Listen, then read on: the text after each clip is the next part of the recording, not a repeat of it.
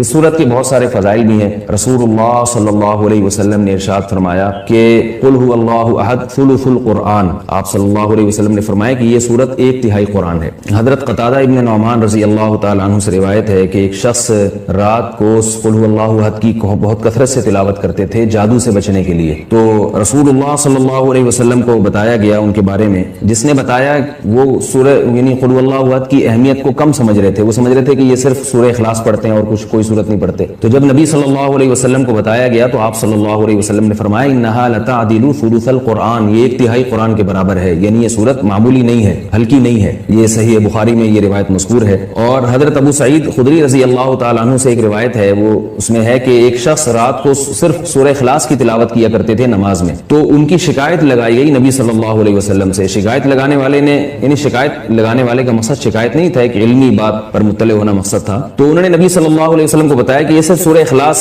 پڑھتے ہیں، یعنی وہ بھی سمجھ رہے تھے کہ یہ تو ایک چھوٹی سی سورت ہے اور بھی قرآن پڑھنا چاہیے۔ تو آپ صلی اللہ علیہ وسلم نے اس موقع پر بھی فرمایا کہ انہا لتعدل ثلث القرآن، فرمایا کہ یہ سورت 1/3 قرآن کے برابر ہے، یعنی یہ سورت معمولی سورت نہیں ہے۔ طرح حضرت عائشہ رضی اللہ تعالی عنہا سے روایت ہے کہ آپ صلی اللہ علیہ وسلم جب بستر کی طرف جاتے تو آپ صلی اللہ علیہ وسلم قل هو اللہ احد، قل اعوذ برب الفلق، قل اعوذ برب الناس، یہ تینوں صورتیں پڑھ کے اپنے ہاتھ پہ پھونک مارتے اور اپنا ہاتھ پورے جسم پہ پھیر لیتے۔ یہ تمام آپ صلی اللہ علیہ وسلم نے اس وقت فرمایا جب آپ صلی اللہ علیہ وسلم پر جادو ہوا، اس کے بعد آپ صلی اللہ علیہ وسلم کا ہمیشہ یہ معمول رہا ہے۔ یہ بھی صحیح بخاری کی روایت ہے۔ صحیح بخاری کی ایک اور روایت میں ہے کہ حضرت عائشہ رضی اللہ تعالی عنہا فرماتی ہیں کہ ایک مرتبہ رسول اللہ صلی اللہ علیہ وسلم نے جہاد کے لیے ایک لشکر بھیجا، تو اس میں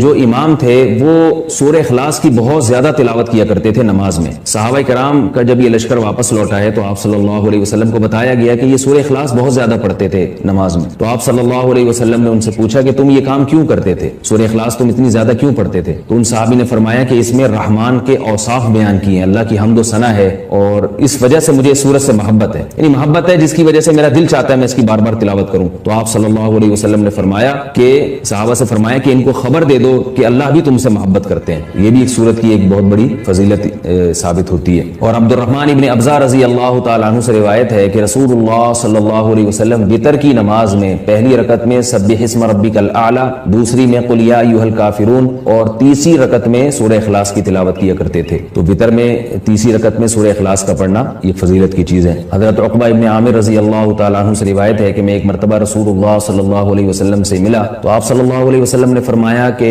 کیا میں تمہیں ایسی صورت کی خبر نہ دوں کہ نہ وہ صورت اللہ نے تورات میں نازل کی، نہ ایسی صورت اللہ نے انجیل میں، اور نہ ہی ایسی صورت اللہ نے کسی اور مقام پہ قرآن مجید میں نازل کی۔ میں نے عرض کیا ضرور یا رسول اللہ، تو آپ صلی اللہ علیہ وسلم نے فرمایا وہ صورتیں قل هو اللہ احد، قل اعوذ برب الفلق اور قل اعوذ برب الناس ہیں۔ اور آپ صلی اللہ علیہ وسلم نے اسے فرمایا کہ کوئی بھی رات ایسی نہیں ہونی چاہیے جو ان صورتوں کی تلاوت کے بغیر گزر جائے، یعنی ہر رات میں یہ تینوں صورتوں کی تلاوت لازمی کیا کرو۔ تو عقبہ ابن عامر رضی اللہ تعالیٰ عنہ فرماتے ہیں پھر پوری زندگی مجھ سے کبھی بھی ان تینوں صورتوں کی تلاوت رات میں نہیں چھوٹی اور کبھی بھی ناغہ نہیں ہوا۔ اور حضرت ابو ہریرہ رضی اللہ تعالیٰ عنہ سے ایک اور روایت ہے کہ رسول اللہ صلی اللہ علیہ وسلم نے کسی شخص کو قل اللہ احد کی تلاوت کرتے ہوئے دیکھا تو آپ صلی اللہ علیہ وسلم نے فرمایا کہ واجب ہو گئی۔ صحابہ نے پوچھا یا رسول اللہ کیا چیز واجب ہو گئی؟ آپ نے فرمایا کہ اس کی تلاوت کرنے والے کے لیے جنت واجب ہو گئی۔ یہ تو اس صورت کے کچھ فضائل تھے جو میں نے آپ کے سامنے بیان کیے۔ اس صورت میں ہمیں اسباق کیا ملتے ہیں؟ پہلی تو سبق ہمیں توحید کا ملتا ہے کہ اسلام توحید کے بغیر کامل نہیں ہے، بلکہ اسلام مقبول ہی نہیں ہے۔ آج بہت سارے لوگ اللہ تعالیٰ کو معبود تو کہتے ہیں مگر اللہ کے سوا